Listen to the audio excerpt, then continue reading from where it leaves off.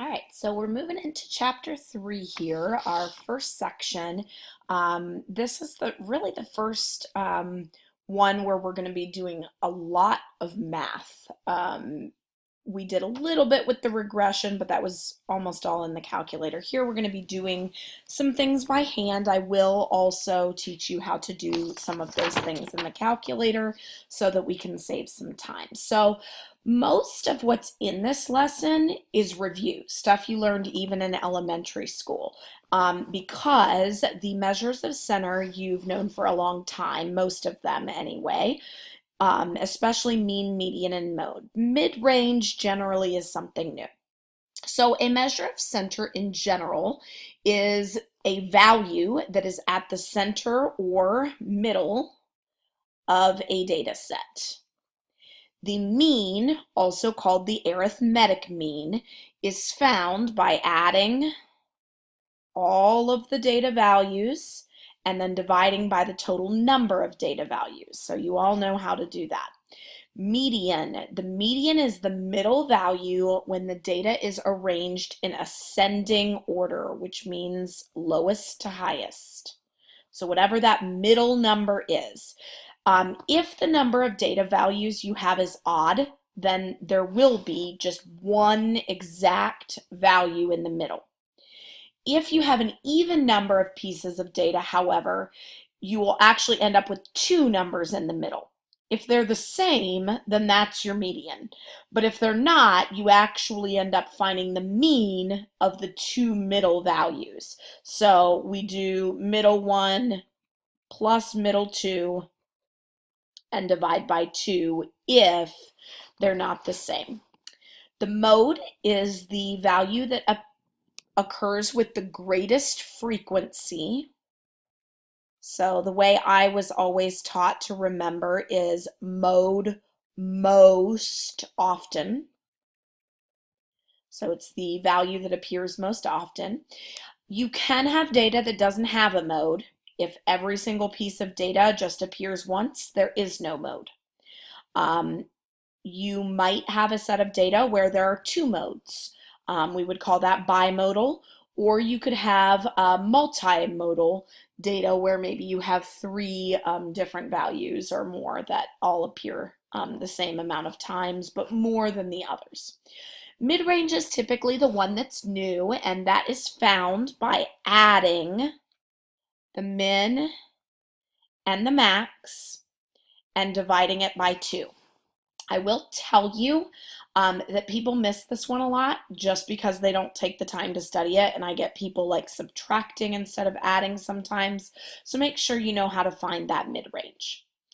Next, we're going to go into the symbols, which in the reading, they explained all of that. So you're going to see these symbols used for the rest of the course.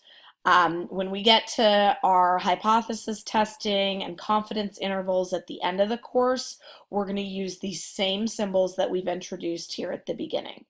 So whenever you see this symbol, that is a Greek sigma, which we typically say the sum of. So when you see the sigma, it means to find the sum of those sets of data. X is the variable usually used to represent just an individual data value.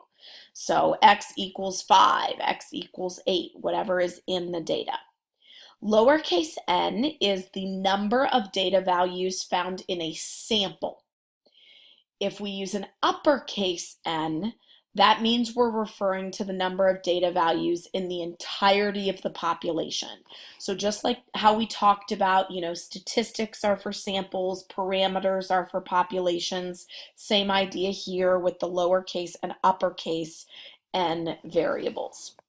Then this symbol they have in the reading, but I'm going to go ahead and cross that out because they never really use it. It's not really important. And if we're talking about important symbols, I would say that these two are it. This you actually read X bar. X with a bar over it, and that's how we read it. We would say X bar equals, and what it is this is the sample mean. So the mean of a sample. So if we're using a little n, then we're using an X bar.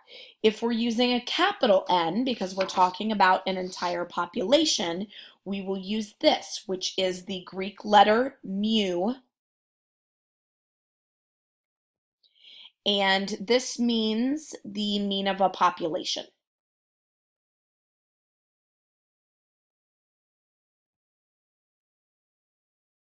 So sample, we're going to use X bar. Population, we're going to use mu.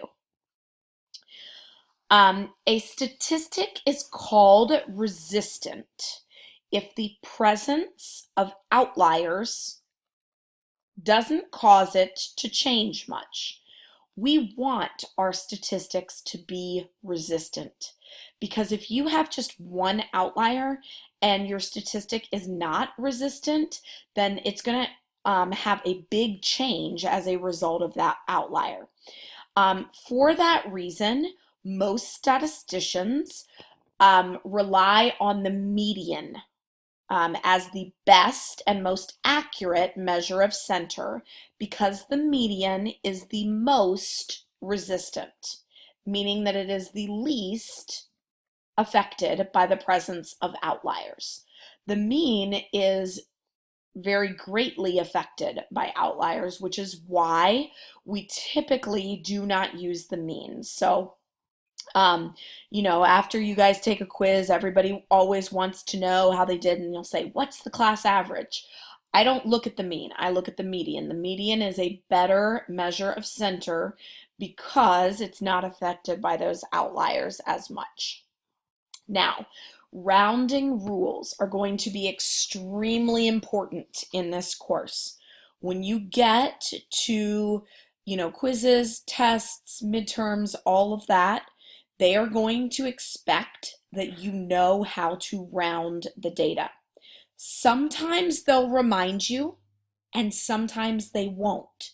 So you will lose points if you don't round to the appropriate rounding rules or to what the directions say. Now, again, it might be just, a half a point or something small, but if you do it every time, those little point deductions add up. So it's very important that you remember your rounding rules. Mean, median, and mid-range. You are going to carry one more decimal place than is present in the original set of values. So if the original values are whole numbers, then your mean, median, and mid-range would be rounded to the 10th place. If your original data is rounded to the 10th place, then your mean, median, and mid-range are going to be rounded to the 100th place, and so on and so forth. So one more decimal place than whatever is present in the original set of data. The mode, you're going to leave the value as is because by nature of the mode, you are using one of the actual pieces of data. If you have to, because the number is even, you'll leave it as that decimal, which, might be a 0.5 or might be, a point, 5 something, but you're going to leave the value as calculated. Just because we can find a measure of center doesn't always mean that we should, meaning that measures of center are not always something that's useful. Now, certainly, if you're looking to see, how people scored on an assessment, a measure of center can be useful. But they're going to give you in your practice exercises, they're going to give you some cases where they'll ask, do these measures of center tell us anything? Are they useful? They want you to get used to figuring out whether calculating that statistic or parameter actually makes sense. All right, so we're going to look at a couple examples here. The data below shows blood pressure readings of 12 adults. Find the measures of center for both the systolic and diastolic readings. Are these good statistics to compare? And then we'll explain. So this means we want to find mean, median, mode and mid-range for all of them. So I'm going to go ahead and just start listing, because when we are finding mode, it's easier if the data is listed in order, but we need it listed in order to find the median. So that's going to be my first step, is that I'm just going to go through with the systolic information, and I'm just going to list it in order from lowest to highest. So the systolic are the first reading. So when I look through here, the lowest first number I see is 96. And I'm going to go ahead and just give it a little scratch out just so I know that I've used it. Then we've got 110 followed by 116. So 110, 116, then we've got 118.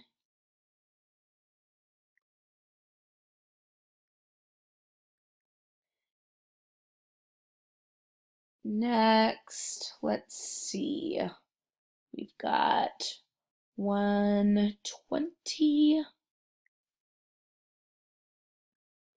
And then I've got two 122s. So I do need to list that twice. Then I've got 126 and a 128. Next would be the 136, then 156, and then finally the 158. Okay, so if I'm going through and trying to find my median is going to be the middle number. So what I usually do is I just put my fingers over both ends and just, start kind of crossing them out. So let's say I cross out 3 on this side and 3 on this side. I've still got quite a few more, so I'm going to cross out 2 more on each side. And then that leaves me with 2 in the middle. So typically we would have to do middle 1 plus middle 2 and divide by 2. But in this case, since they happen to be the same number, we can go ahead and just say, okay, I know that that means my median for the systolic is 122. Then I look for the number that appears most often. 122 is the only repeat, so that is my only mode. So also 122. Now, when I go to do my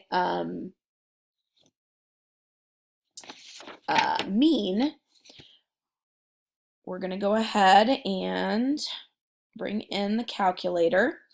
And I'm going to show you, of course, you could just type them in by hand if you wanted to. But because we're going to use this later, it's going to come in handy. I'm just going to go ahead and put the data in one of my lists.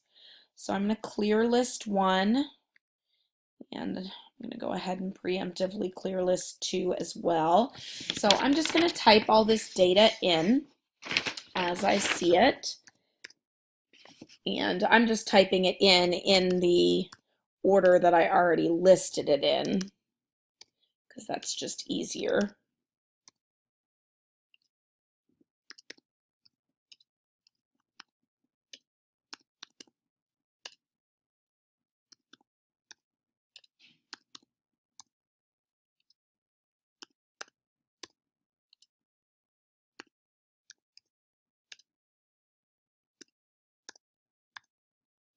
Okay, so I've got all 12 of my data pieces in there. Always check. Again, I've talked about this before. So if I'm on 13, that means I've got 12 pieces of data, which the original problem told me that there were 12 adults.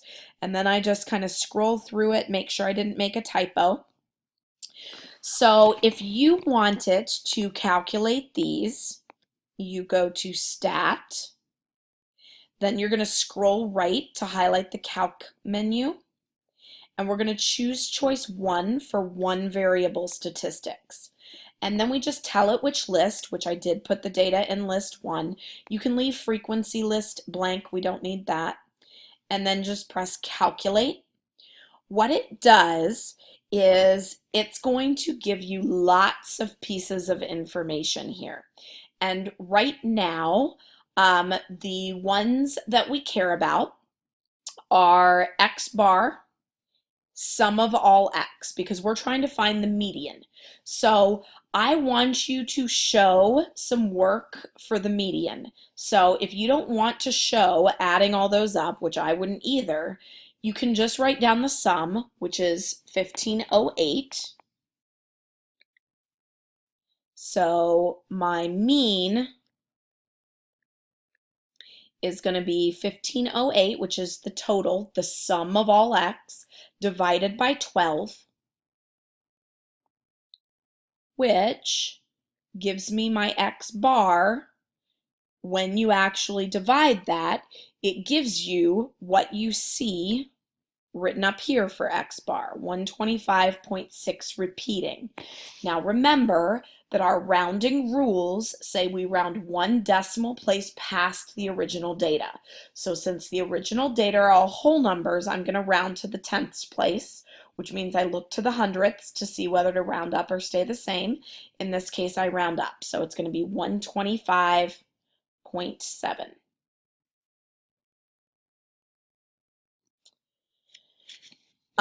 My mid-range, I do need to calculate myself, and remember that we wrote down how to do that. We add the min and the max and we divide by 2. Now, since I've already listed this in order, which is part of my work that I'm going to want for your median, I can see that my minimum value is 96 and my maximum is 158. So 96 plus 158 and divide by 2, and that gives me my mid-range, which is going to be 127. So mid-range 127, and then I've got my mean, my median, and my mode. Now I'm going to go back to the calculator and show you that this does tell you the minimum. So if you weren't sure, it also tells you the median, which is 122, and if you keep scrolling, it tells you the max. So if you need that kind of information, you can get it in there. All right, now we're going to go ahead and go back and do the same thing for the diastolic. I'm going to change colors here.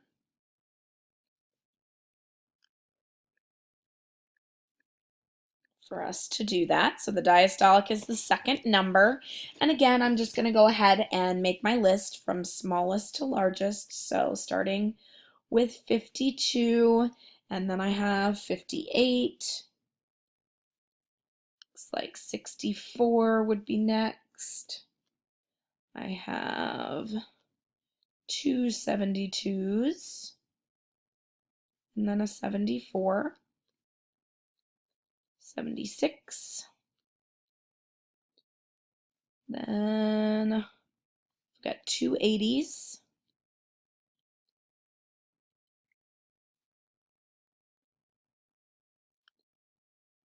82, 88, and then 90. All right, so here's order from lowest to highest. Again, 1, 2, 3, 4, 1, 2, 3, 4. And so then cross off 2 more. And my 2 middle numbers are 74 and 76. So since they're not the same, that means that my median I'm going to get by doing 74 plus 76 divided by 2. Now, most of you just know that that's 75, and that's fine. You don't have to write this part down if you don't want. Then I am going to look for my mode. Mode is what appears most often, so I have 2 repeats this time. So 72 and 80 are both modes. This is bimodal data. Then I want to do my mid-range, which 52 plus 90 divided by 2 which gives me 71. And then finally, I'm going to do my mean, my X bar, which again, I'm going to double check it in the calculator because it's always nice to confirm. Not calc, I need to go to edit. And I'm going to enter my data in list 2 this time. So 52, 58, 64, 272s,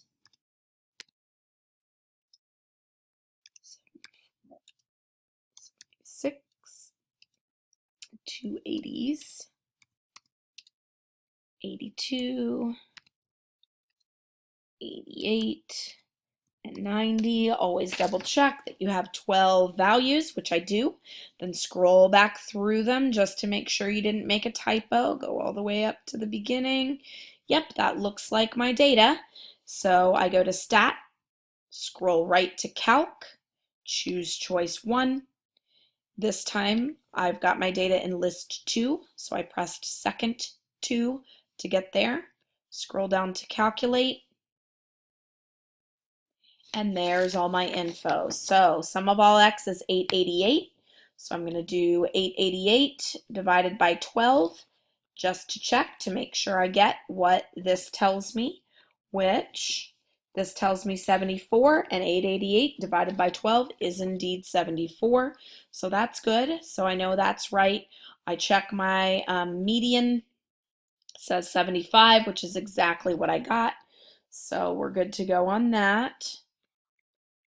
So X bar was 74, my mid-range was 71, my mode, there's 2 of them, and then my median at 75. Now, don't forget, this is, when I grade practice problems, this is one of the things that I see happen the most, is that people do all this math and then forget to answer the follow-up questions. Don't let that be you. That's silly to miss points on that. Are these good statistics to compare, is what it asks.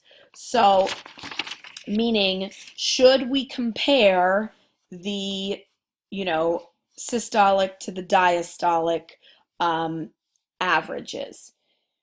In this case, I would say no, because you're comparing two completely different things. So I would say no on this one. No, not good to compare because they're different measurements. Now, if you were comparing, let's say, the systolic readings in the morning with systolic readings in the afternoon, that might be good to compare. That might actually tell you something. But in this case, comparing the two different measurements is not going to really tell us anything. All right, let's go now to example 2. They've got a frequency distribution.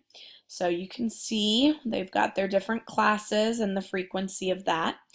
And we want to find the mean of the frequency distribution. So this is different than just finding the mean of a data set. We have a very specific thing that we're going to do.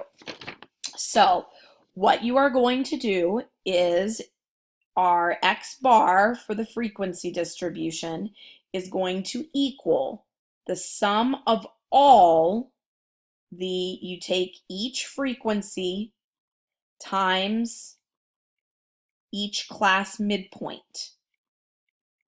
And then because it says sum, that means we add them all up, and then we're going to divide by n, which we can get that because we can add up all the frequencies. So I've got 10 plus 10, which gives a total of 20. So in this case, remember that class midpoints are what's in the middle of the lower class limit and the upper class limit. So when I do the halfway point between 90 and 99, I get 94.5. The frequency for that class is 5. So I'm going to do frequency times class midpoint, 94.5. Sorry, that kind of looks like a 9. Try to change it to a 4. Then I do the same thing because it says sum. So now I move to the next class. So the frequency was also 5. The class midpoint there between 80 and 89 is 84.5. Then move to the third class. So frequency this time is 4 times 74.5. Next class, frequency is 2. Class midpoint is 64.5. Then finally, frequency 4 times class midpoint of 54.5. And then we're going to divide that all by 20.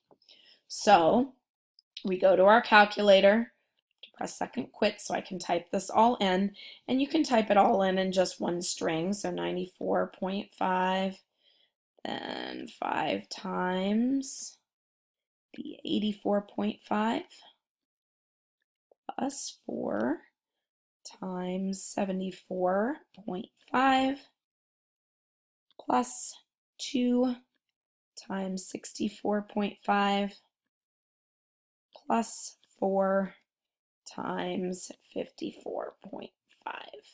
So that's going to give us the sum of all the frequencies times the class midpoints. And then we're going to take that answer and divide it by n, which we already said was 20. And so we get 77.